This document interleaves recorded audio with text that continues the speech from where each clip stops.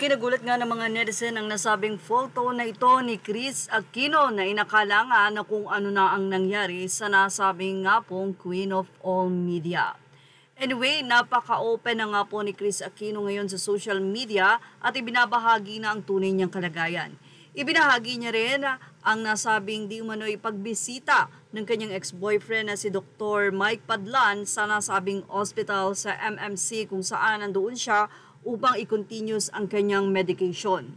Pero kwento ni Chris, hindi sila nakita talaga dahil natutulog siya that time na sumilip ito. But anyway, mula sa kanyang naging pahayag, sinabi niya na I thought I was still dreaming, unsure about who I saw when Dr. Cricket, my anesthesiologist, was waking me up, but he was there. So medyo nakita pala ni Miss Chris Aquino si Doc Mike Padlana. Siyempre parang kakagising niya lang na alimpungatan siya at hindi niya in-expect na nandoon nga si Doc Mike. We didn't get to speak. Thank you Dr. Mike Padlan. Actually may binalandra o mayroong ibinulgar si Miss Chris Aquino sa nasabing pahayag niya inito. Aniya, I was told I was sedated when you entered the OR. I am sad that you declined to remain as one of my lead physician, but I do understand.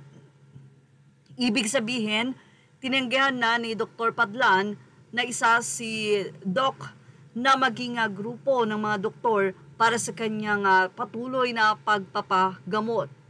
Nalulungkot si Chris Aquino sa pagtanggi ni Doc Padlan, ganun pa man ay naiintindihan niya nga daw ang doktor. What you meant when you said to let me go. Mahirap talaga kapag magkaibang mundo ang pinanggalingan at nakasanayan.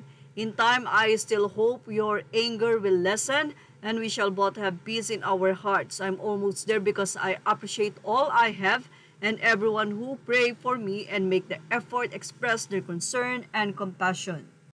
Ilang mga netizen naman ang nagbigay ng kanilang mensahe kay Chris at anila, panalangin kay Chris Aquino, patuloy na manalangin ka lang ng taos puso at humingi ng tawad sa ating Panginoon, say pa ng ilang netizen, at ihingi mo ng kapatawaran ang lahat ng nagawang kasalanan at magtiwala sa Kanya ng buong buo.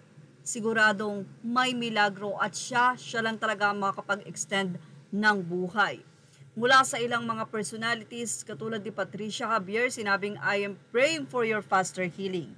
Get well soon and I love the pearls. May your health journey inspire us to always fight and have faith in Him. Well, ano masasabi niyo about sa kalagayan ni Chris Aquino na ayon sa kanya ay medyo nagigain na nga siya ng kaunti ng weight. Yan ang ating Showbiz Now update. Thank you for watching. Images are all credit to the rightful owners. Please like, share, and subscribe.